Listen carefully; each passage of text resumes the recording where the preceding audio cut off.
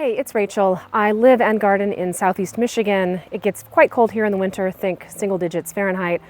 And friends have lately been asking me, with winter right around the corner, whether I'm going to put a heater in the chicken coop that you see behind me. The answer is no, and I will get into why I don't do that. But I am taking several important steps to winterize the coop behind me as well as the run area that you see just beyond me, and I thought I would share those today. There are 6 key actions that I'm going to run through. The first is that I clean out the coop and I reset the deep litter bedding inside of it. The second is that I adjust the ventilation from summer to winter configurations. And then third, I ensure unfrozen water access. Those are really the most important of the actions. I also adjust their food mix a little bit from summer to winter. I reset the covered area of my run in particular to make sure that it's warm and cozy. And I renew and set up the composting area in my uncovered portion of the run. For those that haven't seen my videos before, here is a quick orientation of what you're going to see. This is the overall garden setup. It's roughly 50 feet east-west by 70 feet north-south, and it has a deer moat all the way around it, consisting of 4-foot tall fences that are 5 feet apart. I have 10 annual beds in the middle, and my perennials are clustered around the edges. This view has north on the right side of the page, and you can see the chicken coop and run in the northeast corner, built into that deer moat, as highlighted here. The run wraps around the north side of the shed and ends at its west wall next to my compost bins, and it is topped with cattle panel arches for overhead protection from aerial predators. Our house is to the east, which would be the bottom of this page, so I've got easy access for daily egg collection out of the coop. In total, we have 5 chickens housed in here. Zooming in to a view with north facing up, you can see that the north run is much longer at 26 feet, and the east leg of the run immediately adjacent to the coop is shorter at about 10 feet. The chickens have 6 square feet, or about half a square meter of space per bird in the coop, and they have 36 square feet, or a bit more than 3¼ square meters of space per bird in the run. Rotating around to view this from the northeast corner and looking towards the south, you can see that I treat the shorter east leg of the run as the chickens' kind of front porch, and I keep their food, grit, and water in that area. I have that cattle panel covered with a tarp to ensure that things stay dry underneath. The north run is more like the chickens' backyard. It also has cattle panel arches overhead with landscape roses climbing up that are starting to cover it, but it does not have any tarps. Swinging around to look at this from the west, looking to the east, as I mentioned, the north run ends at the west wall of my garden shed and it's adjacent to my compost bins. I toss weeds, garden prunings, and food scraps into the west end of this longer run, and I let the chickens tear through that to make compost and get a tasty meal. I then have easy access to rake out that compost and move it into these bins. Zooming in to look at the coop, the whole thing is built from interlocking pressure-treated tongue and groove 2x6s that were left over from building that deer moat fencing, with each board screwed into vertical 4x4 supports. This means that it is super secure from predators and it has very little air drafts moving through the walls. I have continuous ventilation running along the roof line. This is lined with stucco metal mesh left over from building our house. Those openings in that mesh are 1/4 inch or less, and it really ensures that no predators can get through. The egg boxes are on the eastern wall to allow easy access from the house, and there is a very large cleanout door on the south wall. That south door has a large ventilation panel of metal mesh in it, that same stucco mesh, to ensure that we get plenty of ventilation moving through the coop in the hot summer days. I use a deep litter method inside the coop, and the roost bar runs east-west, parallel to and close to that southern cleanout door, making it easy for me to go in and turn over that bedding periodically and to add additional material to it if necessary. Moving to look from the north back at the coop, you can see that structurally, the coop floor spans from fence to fence in that deer moat, with the floor joists screwed into either side, leaving a clear area underneath the coop that stays very dry, shady, and protected. I use this area to house their dust bath. I'll start by showing the coop clean out and bedding refresh. I do use this winter turnover as an opportunity to thoroughly clean out the coop and make sure it is free from all mold. Chickens are prone to respiratory diseases, and you always want their coops to be as dry as possible. Because the chickens are likely to spend more time inside the coop in the winter than they would in the summer, I really do want to make sure that it is as dry and mold-free as possible. Now, there are 2 elements to this design that make it very easy to clean. The first is that large cleanout door on the south wall that I already mentioned. The second is that I laid down a removable sheet of waterproof flooring material. I cut this from an affordable remnant that I found at Home Depot, and I notched it to fit the interior of the coop. The plywood floor in this coop is not made out of pressure-treated material. As such, I wanted to make sure that it stayed dry to prolong the life of the floor, as well as to avoid any mold issues that could affect the chicken's health. It also makes it much easier for me to clean personally when I go in and refresh the bedding. Let me show you that process. First, I created a compost mountain at the far end of their run by laying down some leaves and then raking the existing compost debris together on top of it. The chickens are always keen to tear this apart, and it will distract them while I go in and take care of the coop. Have fun. While they're distracted, I then close off the door from the run to the coop to keep them securely outside while I clean it out, grab any eggs out of the nesting boxes, and then remove those boxes and set them aside. I open up the whole coop using that large southern door, and I remove their backup waterer. I then scrape out the existing bedding into a wheelbarrow. I designed this coop so that the floor height was just above wheelbarrow height for easy dumping. I have 2 compost bins, one bin that's designated to be used next year, and a second bin that's designated to be used later. This bedding from the coop goes into that second bin, since it has raw chicken manure in it and it needs time to mellow. Here's a view of the coop after I've scraped it out. I then plug in our shop vac at the shed's power outlet, and I use it to vacuum out any remaining debris from the interior of the coop. You can see the shop vac made very quick work of that. It's nice and clean. I also made a point of vacuuming up cobwebs, etc. out of the corners. The chickens won't care, but I will, and I am about to climb inside of here. I am glad that I made this coop big enough for me to climb inside of it. I do recommend it for cleaning. This really doesn't need much. The bedding in here was really bone dry and fluffy. It doesn't smell, but just sort of on principle, I'm going to go ahead and spray down the interior. This is a mixture of 2/3 vinegar, 1/3 water, and I put in, if I recall, 15 drops of lemon essential oil and 5 drops of lavender essential oil. Give it a good shake. I'm gonna go ahead and spray down the interior of this and just leave it. I'm going to leave this main door open and the hatch to the nesting box area open and just let all of this ventilate out, let that vinegar dry out. But if there were any traces of mold in there, the vinegar will help to kill them off. While that coop is drying, I spray off the sheet flooring, then drape it over our fence for a thorough cleaning. Now, for the most part, it stayed really nice and clean because it was so fluffy and dry in there, but the area right below their waterer, they did spill the water a few times and it resulted in kind of a composting that was starting to happen. So I am going to spray this down really well and wipe it off with a microfiber to get it super clean. Nice clean floor liner, ready to go back in. That liner just drops right back into place since it's notched around all of these corners, the nesting boxes, and that little thing. So it fits in quite snugly, just has to get dropped back in place. And now I'm going to fill this whole space with fresh bags of dried leaves. We make a point of raking up the leaves on very dry days and then storing them in the shed. You can see we have a lot of trees on our property. We get a lot of leaves. This is an example, and you'll hear it very loudly in a second,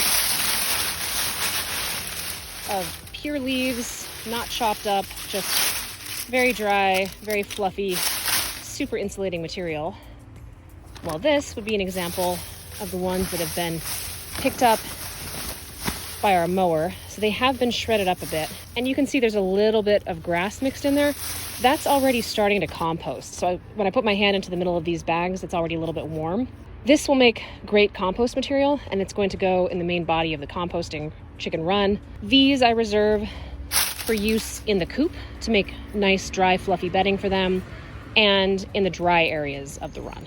I was able to get a total of 4 30-gallon bags of leaves in here. There's a good 15, 16 inches of dry leaves here. And the goal of the thick layer is twofold.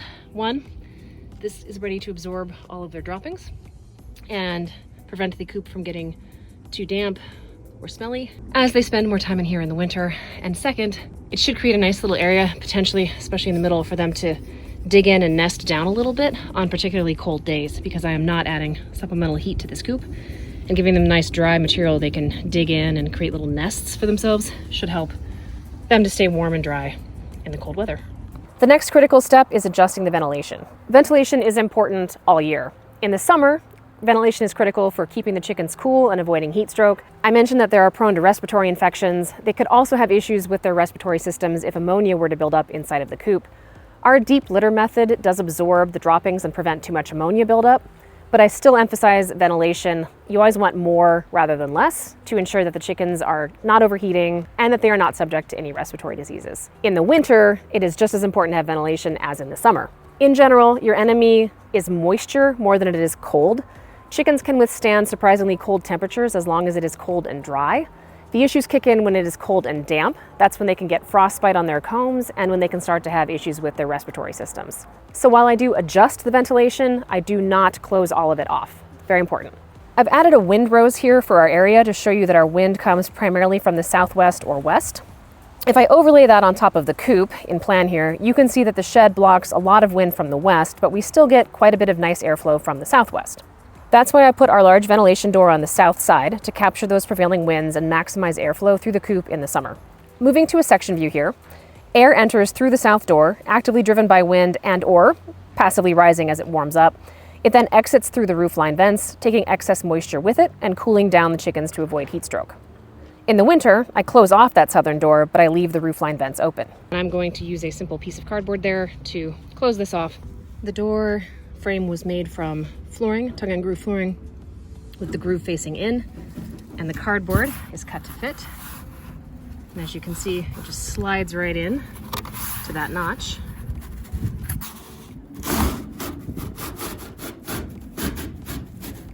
And creates a nice tight seal.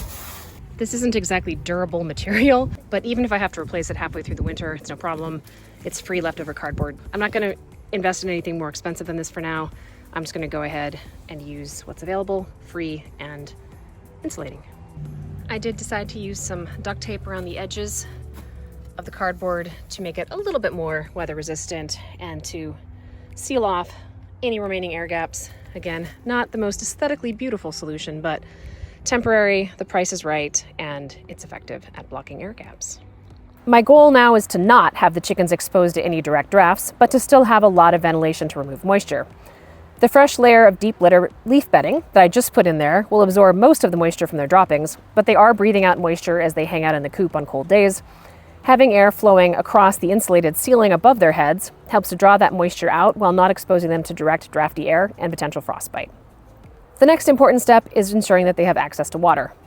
Chickens need constant access to liquid, fresh water to ensure that they don't die of dehydration. In the winter, my main concern is making sure that it doesn't freeze. Now in the summer, I do keep a second hanging waterer in their coop. I will often put ice inside of this and then hang it in the coop to help create a cooler microclimate inside. I'm also just very concerned about them having enough water when it is hot out. But as you saw when I cleaned off that floor earlier, they are prone to spilling that water, and I really want to avoid that happening in the winter, so I am not leaving a hanging waterer inside the coop.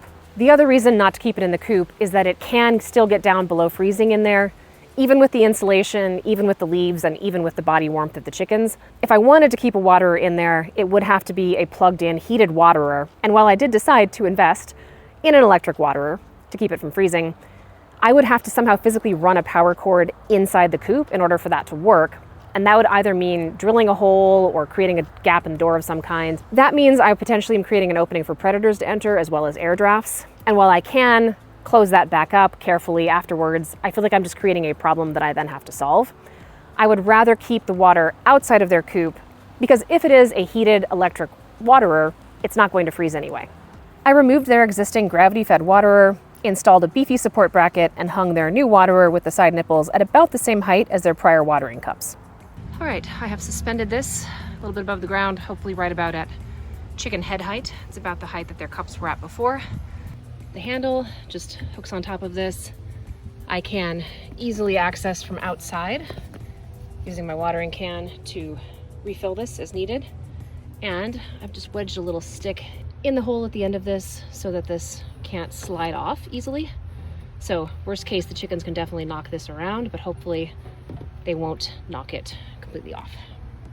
And then I've taken the cord and pulled it behind and then outside that chicken wire and then all the way up here before it comes back in. And I've kept the electrical cord above this shelf. In general, I assume the less exposure we have between chickens and electrical lines, the better.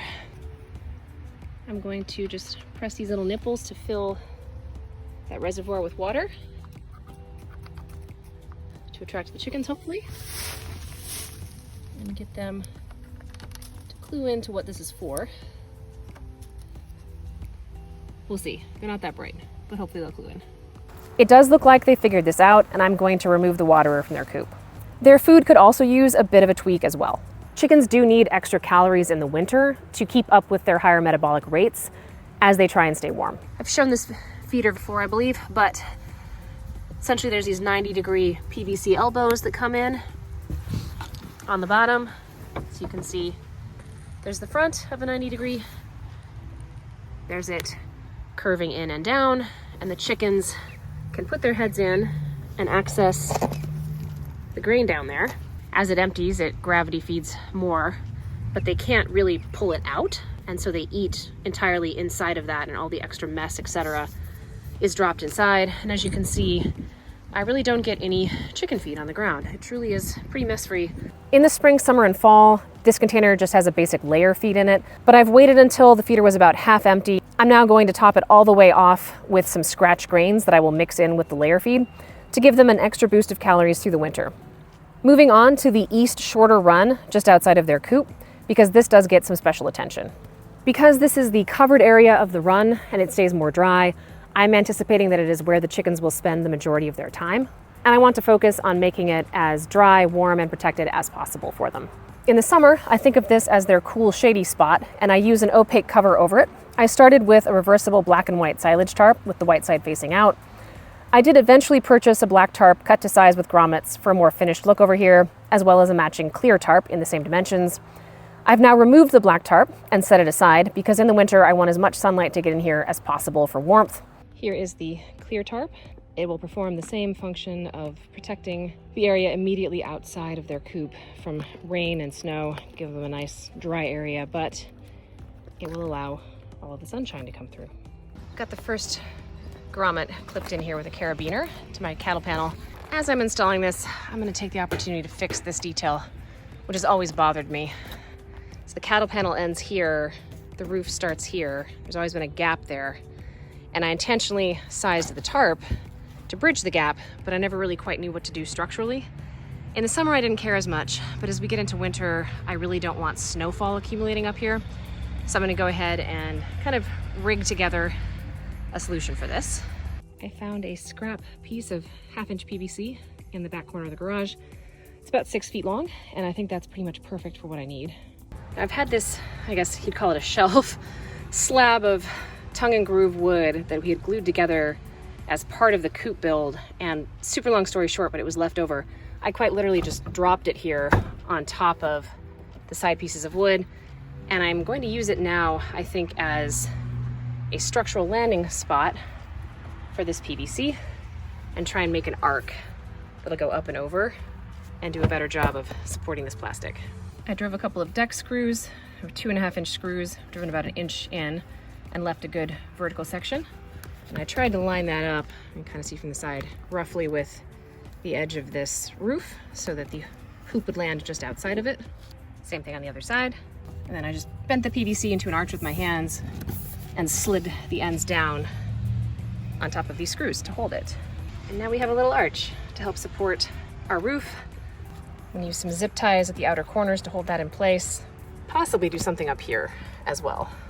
I ended up cutting this, adding a T intersection, and then a short length of PVC and a little L bracket at the end just to make sure I didn't have a sharp edge rubbing against the tarp. That created kind of a ridge line from the top of the cattle panel down to this. And then on the outside here, I've simply binder clipped this edge banding part of the tarp that's reinforced onto the roofing. Creates kind of a overhang and then a drip edge. Lots of airflow, which is good, but you've got the PVC arch and that little ridge beam that I've made, shutting water down to these little drip edges, and then hopefully, so it goes choop, choop, down, and then hopefully drips off. We'll see. As a final step, I took the black tarp that used to be up here, and I have used the same carabiners holding that clear tarp in place to secure the black tarp to the side here, as well as a couple of screws into the structure of the coop. This will provide additional wind screening from the west, but it keeps it outside of the run, meaning the chickens can't tear it apart. But viewing it from the inside, you can see it provides a nice continuous shield between that clear tarp coming down and then the black tarp running all the way down into the bed. to prevent snow from blowing in from the side and to keep that ramp nice and dry so the chickens aren't tracking snow into their coop and getting it wet. You're welcome. I mentioned the coop spans from fence to fence and has an open area underneath. This is the most protected area of their run by far. In the summer, I think of it as a cool, shady spot. I rake the ground clear to give them access to bare, cool soil that they can dig in and cool down. But in the winter, I really want to do the opposite, and I want to keep this area as dry and as warm as possible. I'm going to use the leaves that we just raked up and did not shred up at all, that have no grass mixed in. They're really, really bone dry and fluffy, and I'm going to pack them under this coop so the chickens have a little dry, warm area they can kind of huddle into and cuddle together if it gets cold. And that same under coop dry area is also where I keep the dust bath. So I'll put that back when I get the leaves in. All right, I shoved 2 full 30-gallon bags of dry leaves under there. It's not perfectly spread around. The chickens will do some of that themselves, but that is a nice fluffy layer. It's a good, 7 inches deep of just dry leaf material, and they can kind of burrow into that and nest if they need to. And that should stay completely and utterly dry. Moving on to my last topic of the uncovered area of the run, the longer north leg. While I do believe the chickens will mostly hang out in the covered eastern end of the run, I do want to give them something to do in the northern end of the run. If I can encourage an active composting area, they will have bugs to hunt, things to do, and they will be less likely to start pecking at each other. I start by removing the frost tender crops that were previously covering this arch. They gave me a nice yield and they provided nice summer shade, but now I want this to have as little shade as possible. I'm gonna go ahead and leave this compost mounted in place so they can keep playing with it. But I'm gonna add a whole bunch of leaves all through this area. The same mixture of leaves with a little bit of grass that we mowed up so they can scratch around to their heart's content.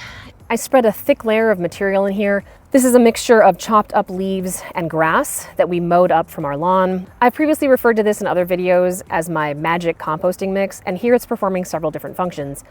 First, this thick layer keeps the run from getting too wet and muddy with less moisture tracked into the coop. Second, it throws off a bit of heat as it composts, helping to regulate the temperature, and it gives the chickens' feet a nice little microclimate as they dig into it.